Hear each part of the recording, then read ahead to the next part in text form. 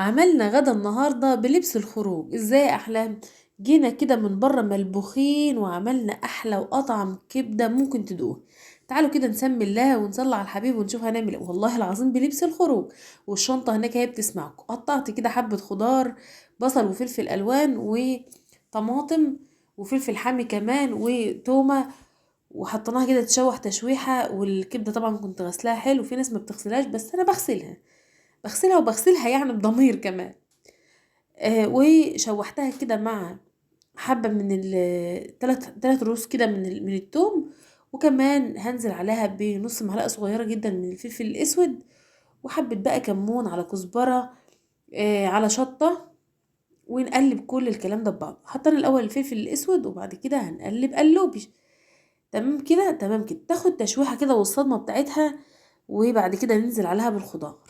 كان جالي ضيوف والله العظيم، قلت لهم تعالوا معايا في المطبخ، انا ابني فضحني وعايز يروح الدرس بهدوم الخروج، واشتغلت وعملت بسرعه بسرعه الكبده على السريع علشان يعني انا بالظبط وحياة ربنا اخدت على النار بتاع 7 دقايق. يعني بالظبط حوالي 7 دقايق بالظبط، كل حاجه استوت وبقت معايا زي الفل. البصله مقطعها صغير كده، مش اجنحه مش جوانح. واللهم صل على النبي والفلفل والحاجات دي مقطعه كده على ايدي، مش برضو مش في الكبه. وكلها كده استوت. واصلا لما بتلاقي الخضار فيه قرمشه سنه قرمشه بس بيبقى طعمه حلو، بس هو كان استوى يعني بامان. وقلبت كل الكلام ده ببعضه. وهحط بقى بقيت بهاراتي كمون وكزبره وشطه. ولو حابه، لو كان الفلفل الحامي اللي انا حاطاه ده كان حامي بجد ما كنتش كملت، انما هو كان بارد يعني كده، ما كانش حامي. انا اصلا ما فصلتش الكاميرا يعني. بصي الموضوع كله طبعا مسرع الفيديو شويه، بس هو الموضوع كله ما خدش 7 دقايق بالكتير. والملح بتاعي اديتها كمان عصرة ليمونة كده في الاخر، وهحطط لها برضو اضافة في الاخر كده هتعجبكم جدا.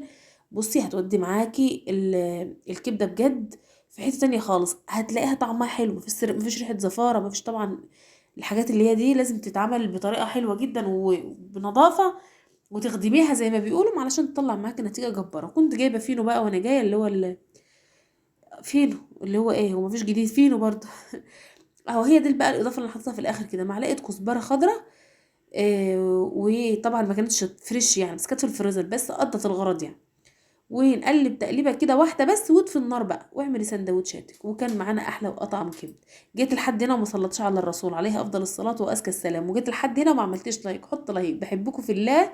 ويا رب يكون فيديو النهارده عجبكم. عملنا احلى واطعم كبده. وسلام عليكم.